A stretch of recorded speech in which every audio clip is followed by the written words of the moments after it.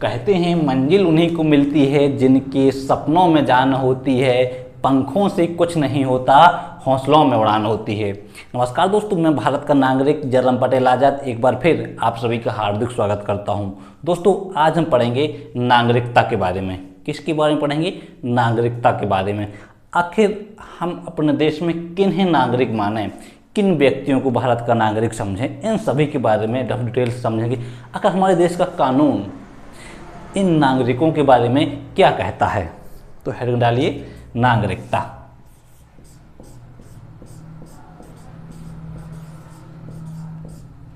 Citizenship,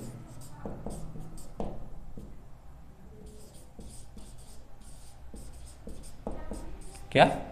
नागरिकता, citizenship.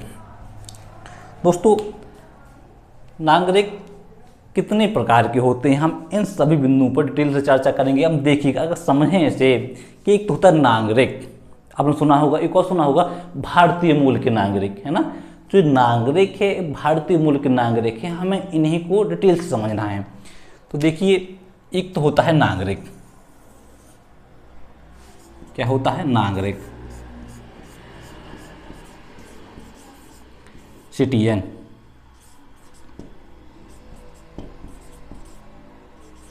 क्या होता है?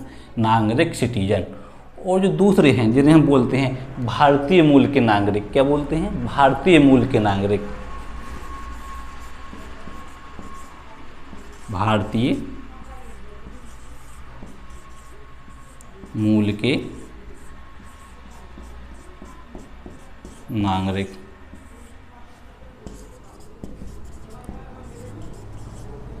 सिटीजन ऑफ इंडियन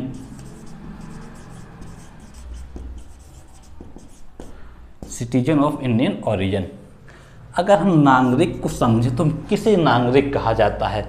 अगर नागरिक कहा किसे जाता है, पहली बात तो हम इसी को समझना होगा। दोस्तों ध्यान से सुनना, कोई मानव या व्यक्ति जिससे किसी देश में कानूनी अर्थात संवैधानिक और राजनीतिक अधिकार प्राप्त होते हैं, ऐसे व्यक्ति को, ऐसे मानव को उस देश का नागरिक माना जाता है।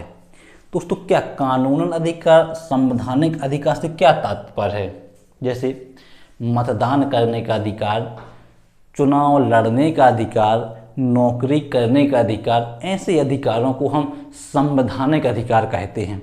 कैसे अधिकार को नागरिक तो हम किसे समझेंगे? जिसे राजनीतिक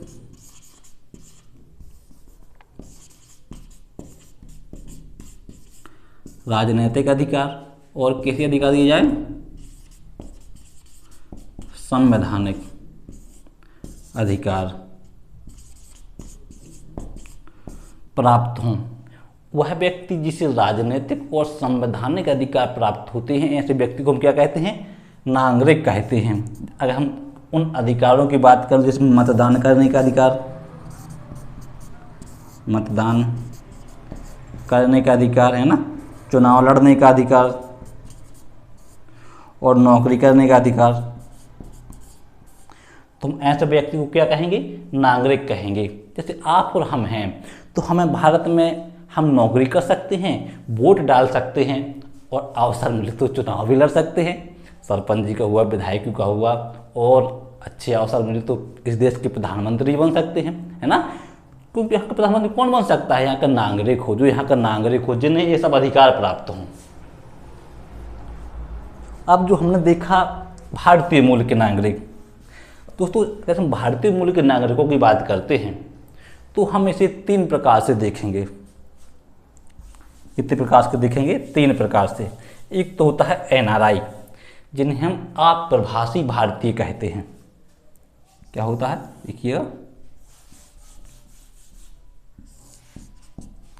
एनआरआई,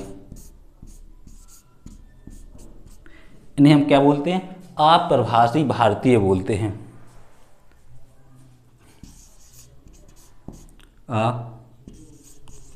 अप्रवासी भारतीय,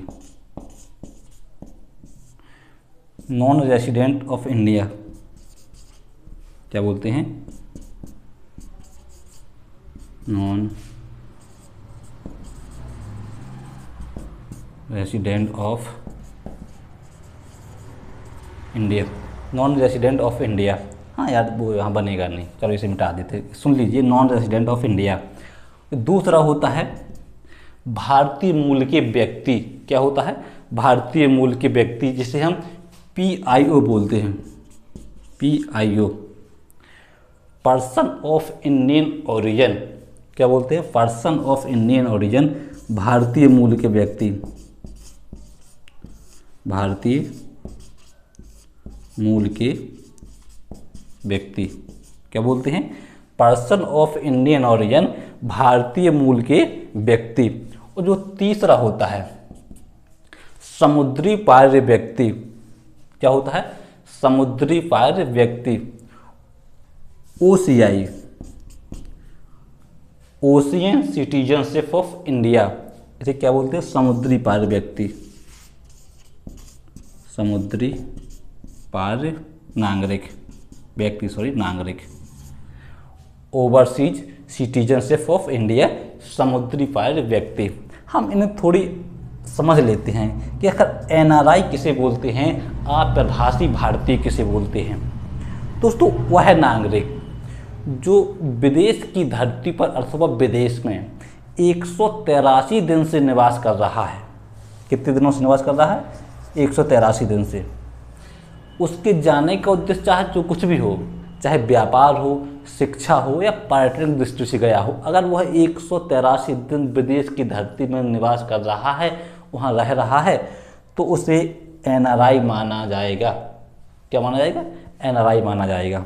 जैसे आप हैं, अगर आप अमेरिका गए पढ़ने की दृष्टि से, आप वहाँ पर 183 दिन से रह रहे हैं, है ना, तो आपको क्या माना जाएगा?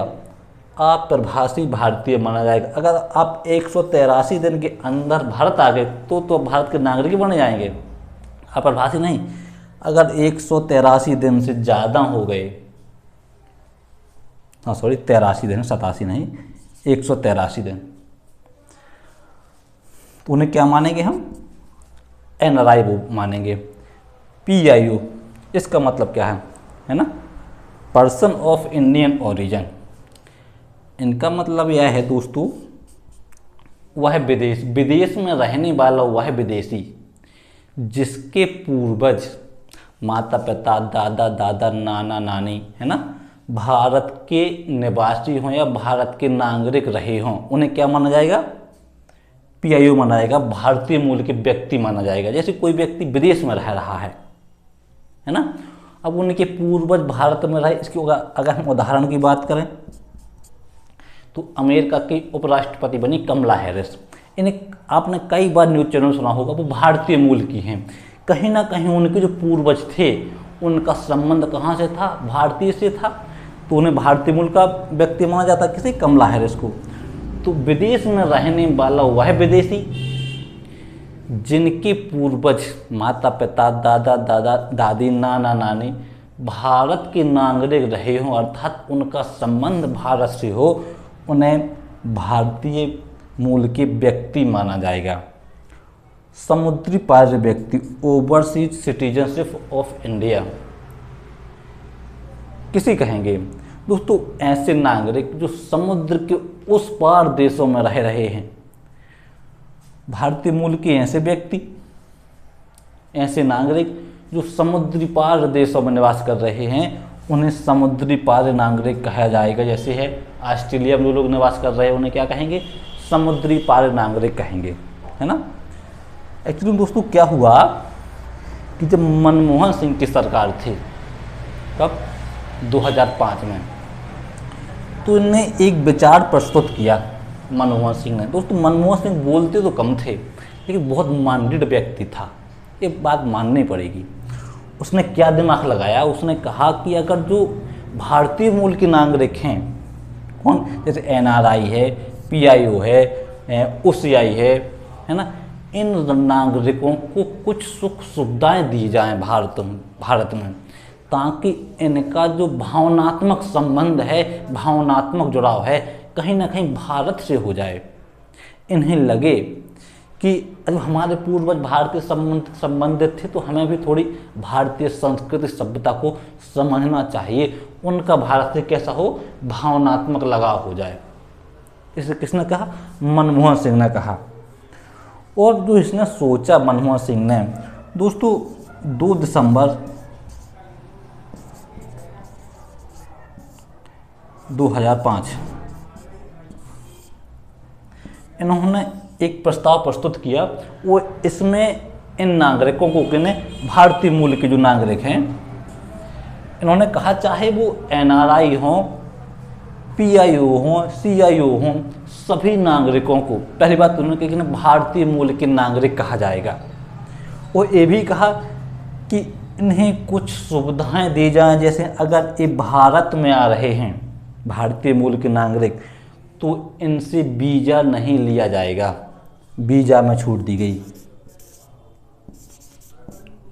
वीज़ा में छूट किन्हें, भारतीय मूल के व्यक्तियों को, भारतीय मूल के नागरिकों को।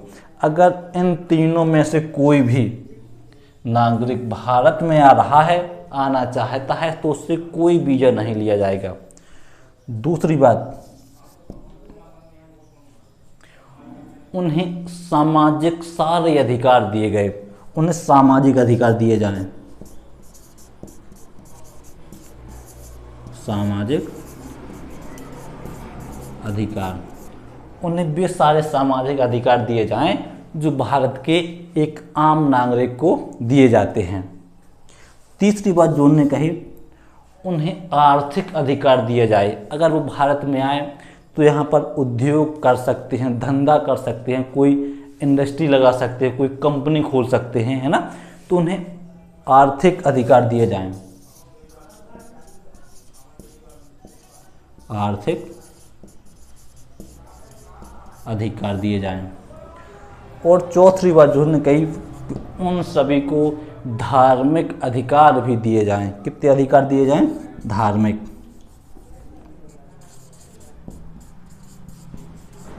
धार्मिक अधिकार भी दिए जाएं। 2015 में क्या हुआ, जैसे 14 में सरकार बदली, प्रधानमंत्री नरेंद्र मोदी भारत के प्रधानमंत्री बने, तो उन्होंने कहा कि जो मनमोहन सिंह ने कहा था कि जो भारतीय मूल के नागरिक हैं उन्हें सामाजिक अधिकार दिए, आर्थिक अधिकार दिए और धार्मिक अधिकार दिए, है ना, सामाजिक अधिकार दिए, क्यों ना उन्हें यहाँ मतदान करने का अधिकार दिया जाए, वोट डालने का अधिकार दिया जाए। दोस्तों 2015 में नरेंद्र मोदी की सरकार ने भारतीय मूल के नागरिकों को वोट डालने का अधिकार भी दे दिया। बहुत इंपोर्टेंट क्वेश्चन बनता है यहाँ से, मतदान करने का अधिकार, मतदान करने का अधिकार कब दिया? 2015 में दिया नरेंद्र मोदी की सरकार ने। जो भारतीय मूल के नागरिक हैं जिनका संबंध भारत से है ना, वो यहाँ आए, उन्हें वीजा में छूट दी जाएगी, है ना। सामाजिक राजनीतिक सामाजिक आर्थिक और धार्मिक अधिकार किसने दे दिए थे? मनमोहन सिंह ने। अब मतदान करने का अधिकार 2015 में नरेंद्र मोदी सरकार दे दिया। कभी कभी यहाँ से भी क्वेश्चन बनता है, आखिर ऐसे कितने देश हैं जिनसे हम वीजा नहीं लेते, है ना, जिनसे वीजा लेते हैं, लेकिन जिनका जहाँ से भारतीय जो मूल के नागरिक भारत में आते हैं, तो ऐसे 16 देश हैं। कितने देश हैं? 16। इन 16 देशों के नागरिक जिनका संबंध भारतीय मूल से है, अगर वो भारत में आ रहे हैं तो इनसे हम वीजा नहीं लेंगे। किनसे वीजा नहीं लेंगे? जिनका संबंध भारतीय मूल से है। अब सबसे इम्पोर्टेंट तो क्वेश्चन सर हमें यही समझना चाहिए, आखिर वीजा है क्या, है ना। वीजा क्या होता है, पासपोर्ट क्या होता है। दोस्तों इसे हम थोड़ी बात समझ लेते हैं, वीजा पासपोर्ट क्या होता है। बहुत आसान सी बात है। वीजा क्या? वीजा और पासपोर्ट।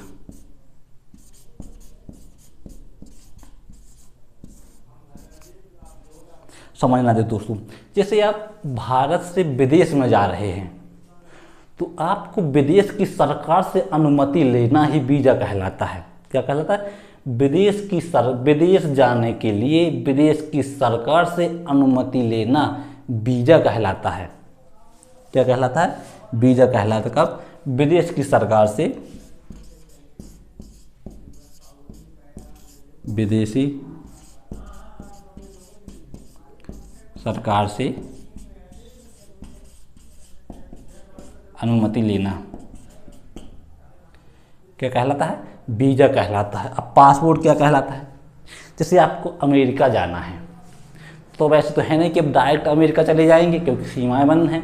अब कहाँ जाओगे आप? चाइना जाओगे वो आपको जाने नहीं देगा, पाकिस्तान जाओगे आपको जाने नहीं देगा। अब तो ऐसे उन्होंने क्या कहा कि विदेश जाने के लिए अपने देश की सरकार से अनुमति लेना पासपोर्ट कहलाता है। क्या कहलाता है? अपनी सरकार से अनुमति लेना पासपोर्ट कहलाता है विदेश जाने का। अगर आप विदेश जाना चाहते हैं तो पहले आप अपने देश की सरकार से अनुमति लीजिए कि हम विदेश जाना चाहते हैं, हमें अनुमति दीजिए। तो वो आपको एक पासपोर्ट जारी करेंगे, जो डॉक्यूमेंट जारी करेंगे उसे हम क्या कहते हैं? पासपोर्ट कहते हैं। जब आपको पासपोर्ट मिल जाएगा, आप विदेश जाने के लिए अधिकृत हो गए कि हम विदेश जा सकते हैं। अब आपको पासपोर्ट मिल गया, अब आपको चाहिए वीज़ा। तो अब कहाँ जाएंगे? विदेश की सरकार, जिस देश में जाना चाहते हैं उस देश की सरकार के पास जाएंगे कि भाई हम इस देश में आना चाहते हैं। तो वो कहेगी पासपोर्ट दिखाओ। तुम्हारी सरकार ने तुम्हें यहाँ आने की अनुमति दी है कि नहीं दी है? तुम उन्हें पासपोर्ट दिखाओ कि लो हमारी सरकार ने हमें यहाँ आने की अनुमति दी है, अब आप हमें वीज़ा दीजिए। अगर उस देश की सरकार के वो इस देश के अच्छे संबंध होंगे तो वो तुम्हें वीज़ा प्रोवाइड देगा, वीज़ा देगा, अर्थात वो वीज़ा नहीं देगा, है ना। वैसे अपने तो सभी देशों से संबंध अच्छे हैं, तुम तो कहीं भी घूम सकते हो, है ना, तुम्हें तो वीज़ा मिल जाएगा। लेकिन वीज़ा कब मिलेगा? जब तुम अपने यहाँ से पासपोर्ट ले जाओगे उसके यहाँ। समझ गए वीज़ा और पासपोर्ट क्या होता है।